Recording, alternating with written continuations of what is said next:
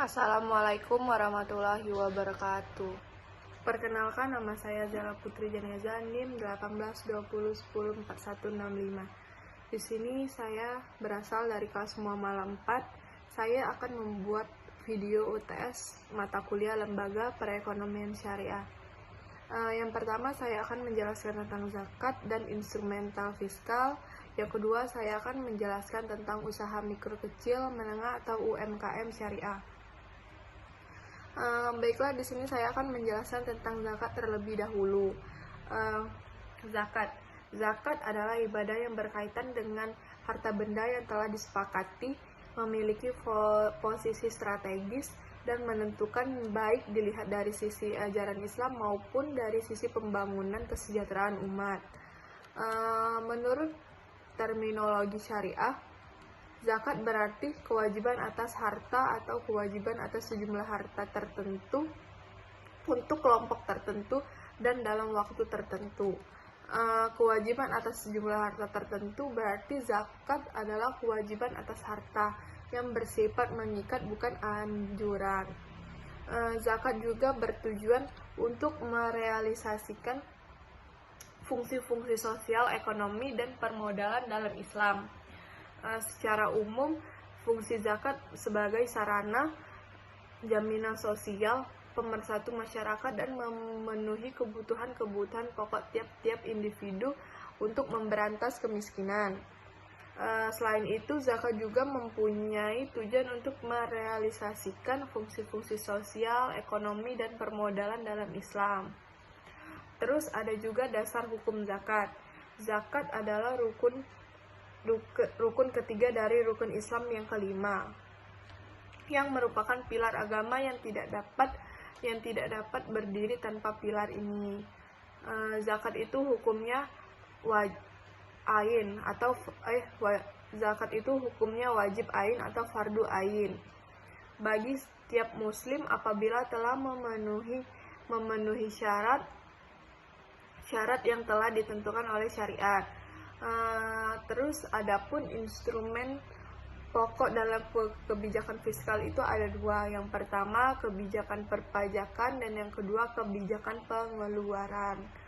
Penggunaan kedua komponen tersebut menjadikan kebijakan fiskal dapat menjawab bagaimana penerimaan dan pengeluaran negara terhadap kondisi perekonomian, tingkat pengeluaran, dan inflasi gitu.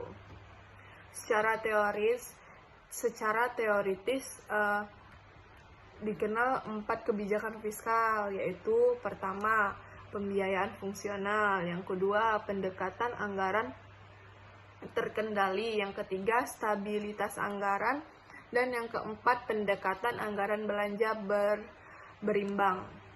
Di sini saya akan menjelaskan tentang yang pertama, pembiayaan fungsional.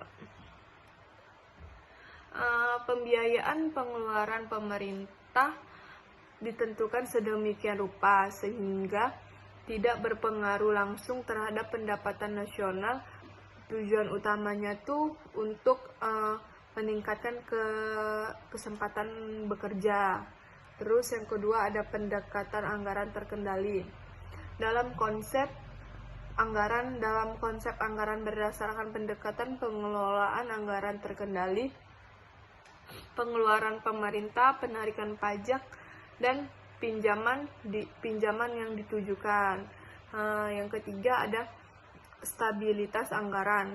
Maksudnya di sini adalah konsep stabilitas anggaran disebut stabilitas anggaran otomatis dalam politik fiskal. Yang keempat, ada pendekatan anggaran belanja berimbang. Tujuannya itu untuk tercapainya anggaran berimbang dalam jangka panjang. Dengan kata lain, konsep anggaran berdasarkan pendekatan anggaran belanja berimbang menekan kepada keseimbangan antara penerimaan dan pengeluaran. Terus dalam kebijakan fiskal, zakat memainkan peran penting yang signifikan dalam distribusi pendapatan dan kekayaan. Bahkan pengaruh nyata pada tingkat laku konsumsi. Zakat berpengaruh pula terhadap pilihan konsumen dalam mengalokasikan pendapatannya untuk tabungan atau investasi dan konsumsi. Pengaruh baik dari zakat pada aspek-aspek sosial ekonomi memberikan dampak bagi terciptanya keamanan masyarakat dan menghilangkan pertentangan kelas karena ketajaman perbedaan pendapat. Saya akan menjelaskan yang kedua, yaitu tentang usaha mikro kecil menengah atau UMKM syariah.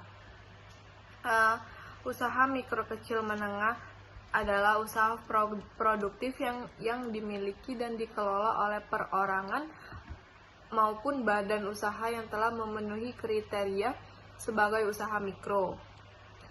Sedangkan pengertian UMKM berbasis syariah merupakan kegiatan ekonomi produktif rakyat yang skalanya kecil dan menengah yang dikelola secara komersil dan pengelolaannya berdasarkan prinsip syariah Islam.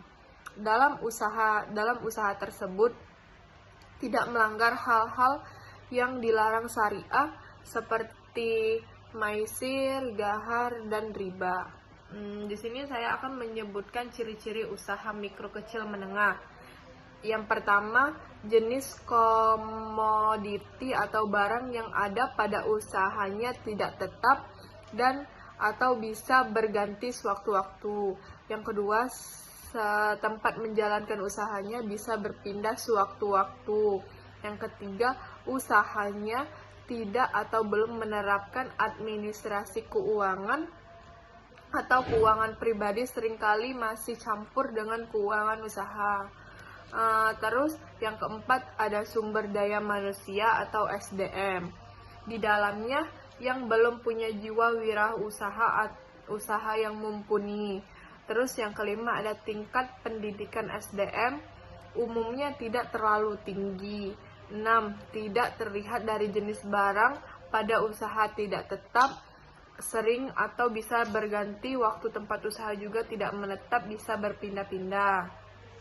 Terus pelaku UMKM kebanyakan belum menjalin kerjasama dengan perbankan, namun sebagian dari mereka yang sudah menjalin hubungan dengan lembaga keuangan non-bank.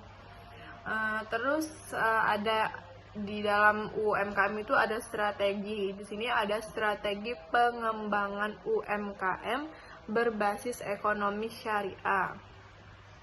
Strategi yang dapat dilakukan untuk mengembangkan usaha kecil menengah atau UMKM syariah ini di dalam ekonomi Islam yang sukses. Yang pertama, gunakan pembiayaan syariah dari bank atau lembaga ekonomi adalah salah satu masalah yang sering dihadapi oleh pelaku UMKM atau pembiayaan konvensional biasanya memiliki bunga yang cukup tinggi. Meskipun ada KUR yang berbunga 7%, kredit ini masih dirasa cukup memberatkan bagi sebagian pelaku UMKM. Namun jika beralih ke pembiayaan syariah, tidak diharuskan untuk membayar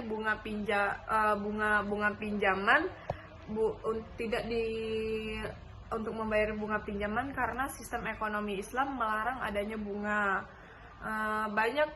Banyak pihak yang berpendapat bahwa sistem bagi hasil dalam lembaga keuangan syariah lebih meringankan debitur. Terus yang kedua, ada memanage keuangan secara syariah. Selain menggunakan pembiayaan syariah, juga harus memanage keuangan UMKM dengan menggunakan sistem ekonomi Islam. Itu berarti tidak diperbolehkan untuk menjual produk secara kredit berbunga dan tidak menerima pembayaran kartu kredit. Dalam mengambil untung juga tidak tidak diperbolehkan mengambilnya terlalu banyak sehingga memberatkan konsumen. Terus untuk ciri-ciri UMKM dapat dilihat dari jenis barang pada usaha tidak tetap, belum menerapkan administrasi keuangan seperti yang saya jelaskan di atas tadi. Pelaku UMKM kebanyakan belum menjalin kerjasama dengan perbankan. Terus kriteria UMKM sendiri tidak dapat dilihat dari kekayaan bersih hasil usaha itu sendiri, serta strategi pembangunan UMKM yang berbasis ekonomi syariah merupakan strategi yang menggunakan hukum ekonomi syariah di dalam melakukan pengembangan usaha tersebut, yang menjadi salah satu pemberdayaan UMKM syariah dan menjadi penggerak perekonomian syariah di Indonesia. Baiklah, itu saja yang dapat saya sampaikan. Terima kasih. Wassalamualaikum warahmatullahi wabarakatuh.